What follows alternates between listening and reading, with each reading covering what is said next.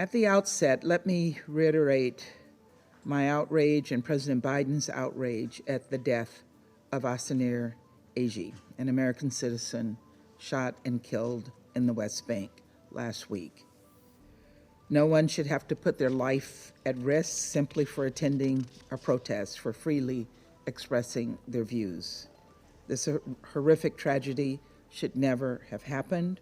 We will continue to demand details and continue to demand access into Israel's investigation and press for accountability regarding the circumstances that led to Asenir's death. I also offer my sincere and heartfelt condolences to Asenir's family and friends. Her death, like that of so many others over the past year, was tragic and unnecessary. We must not grow numb to human suffering, no matter who and where it occurs. Colleagues, notwithstanding the efforts of Senior Coordinator Cog, her UN colleagues, and humanitarians on the ground, the situation in Gaza remains catastrophic. Children are dying, suffering from preventable illnesses, missing schools. Thousands have lost parents, relatives, teachers, and friends, and have the physical and psychological scars to show for it. In recent weeks, there have also been numerous attacks in which UN personnel and humanitarian workers have been injured or killed. We offer our deepest condolences to the families of UN personnel killed and recognize the tragic and unprecedented toll this conflict has taken on the UN family. Colleagues, many of these incidents were preventable. We will continue to raise the need for Israel to facilitate humanitarian operations and protect humanitarian workers and facilities, such as the UNRWA school targeted by the IDF last week in Nasrat. We have also been unequivocal in communicating to Israel that there is no basis, absolutely none, for its forces to be opening fire on clearly marked UN vehicles, as recently occurred on numerous occasions. The IDF is a professional military and knows well how to ensure that incidents such as these do not happen. And so the United States expects the IDF's leadership will implement fundamental changes in the way the IDF operate, including changes to their rules of engagement and steps to fix the obvious shortcomings in how the deconfliction procedures are implemented.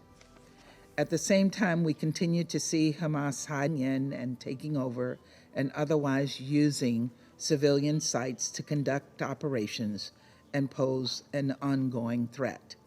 There's no clear evidence of Hamas's total indifference to Palestinian civilians in Gaza. For their sake and the sake of innocent people on all sides of this conflict, this must stop. All sides to the conflict must adhere to their obligations under international humanitarian law to protect civilians. Colleagues, these recent incidents underscore once again the urgency of reaching a ceasefire with a release of hostages, as this Council called for in Resolution 2735. That is the best way to ensure humanitarians can safely and effectively carry out their life-saving work and massively increase the flow of humanitarian assistance to those who desperately need it. Until such a ceasefire is reached, we continue to work hard toward that end. It is vital that Israel cooperate with the UN to improve humanitarian access and humanitarian conditions generally. Palestinian civilians in Gaza have endured far too much suffering. We're pleased that the first round of polio vaccinations in Gaza has been largely successful, reaching 90% of its target population. And we commend the humanitarian community and all participating UN agencies for their life-saving work. And we thank them for their commitment and their sacrifice. We also encourage the continued cooperation between Israel and the humanitarian community to make this campaign happen.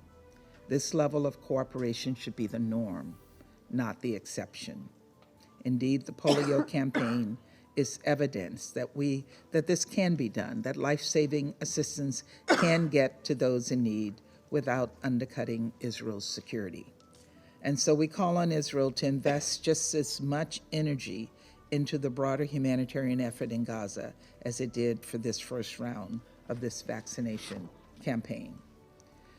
Colleagues, 3 weeks from today, we will make a grim milestone, 1 year since Hamas's barbaric October 7th attack. 1 year since 1,200 citizens from Israel and many other countries were massacred, and hundreds more taken into the tunnels beneath Gaza, where many still wait in captivity today. They must be released immediately to their families. And 1 year since the civilians of Gaza first began to bear the brunt of a terrible conflict set in motion by Hamas. It bears repeating that it is manifestly in the interest of Israelis, Palestinians, and civilians in every country in the region for this desperation and this devastation to end, for there to be a ceasefire. We continue to work with Egypt and Qatar to find a way forward in the negotiations that will be acceptable to both parties. But as hard as we're going to work on texts and creative formulas, this is ultimately a question of political will. Whether or not leaders on both sides are prepared to recognize that enough is enough, and that the time has come to make some hard choices and some difficult compromises to end this carnage. We urge all council members with influence over Hamas to join others in pressing its leaders to stop stalling, make these compromises, and accept the deal without delay. Lives depend on it. The future depends on it. Colleagues, we remain committed to a two-state solution that will allow Israelis and Palestinians to live side by side in peace and security. Thank you, Mr. President.